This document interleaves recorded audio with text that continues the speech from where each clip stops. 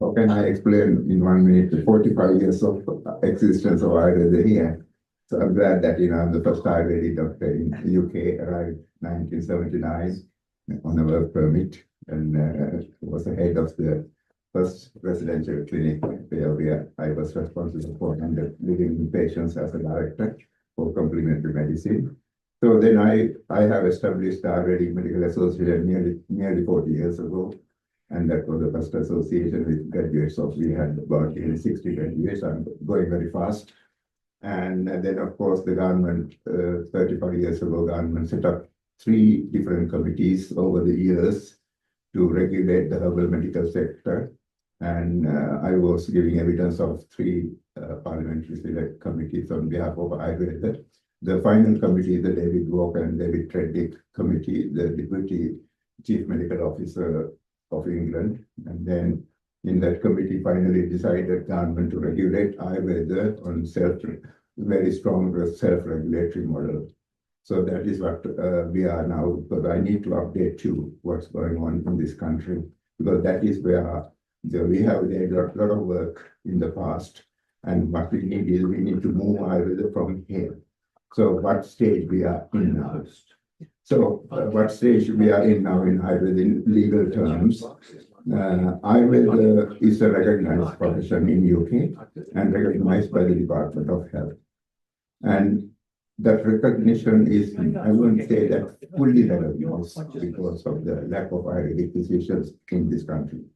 And 30 years we fought very hard to convince the British and European governments to accept Ayurveda, particularly the medicine side of it. But they rejected point blank because it is not, as you said, it's not gone through the proper square of double-blind trials. And we argued that Ayurveda cannot be tested in that way. So we need to have a different way of looking at Ayurveda. So finally, European Union agreed what we call traditional use directive. So that is being passed 20 years ago. So therefore, I would say Ayurveda is recognized in that side of it. What that mean is any particular Ayurvedic preparation is being in use for over 30 years in outside Europe or over 50 years in Europe can be recognized as an accepted Ayurvedic medicine for particular ailments. So following that, the government decided to set up MHRA, Medicine and Healthcare Regulatory Authority here, in licensing all the herbal products, over-the-counter products. So I was involved with the MHRA, Medicine and Healthcare Regulatory Authority, as an advisor for 15 years for Ayurveda.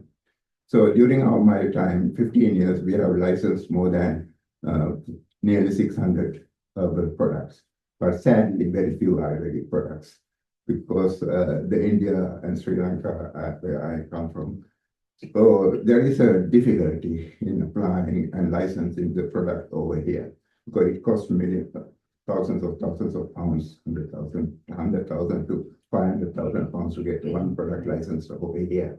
So therefore, the medical side, what you call medicinal side, that you are partially accepted here. Ayurvedic practitioners are free to prescribe Ayurvedic medications legally, as long as, like the model, the government's recommended model is a self-regulatory organization. So with that in mind, I have set up the British Ayurvedic Medical Council in UK, collecting all the stakeholders of Ayurveda sector into one umbrella. So under that umbrella also I have founded the British Ayurvedic Medical Association. So association is a regulatory body, council is the umbrella organization. So my advice for you all to become a member of the British Ayurvedic Medical Association, which you can download the application online now. And actually, I was the president up to now. Now my daughter is the president of the British Ayurvedic Medical Council. And that will give you a kind of recognition. Just think, you are presenting Ayurveda to a medical profession here in the UK. So we need to have our house in order first place. Like the lady's question about how can you tell your GP and so have access to Ayurveda in their GP surgery. But before that, we need to present ourselves. Yeah, we are a member of the British Ayurvedic Medical Council, which is and also the British Ayurvedic Medical Association, which is a regulatory body. So we have our very strong code of conduct and professional practice.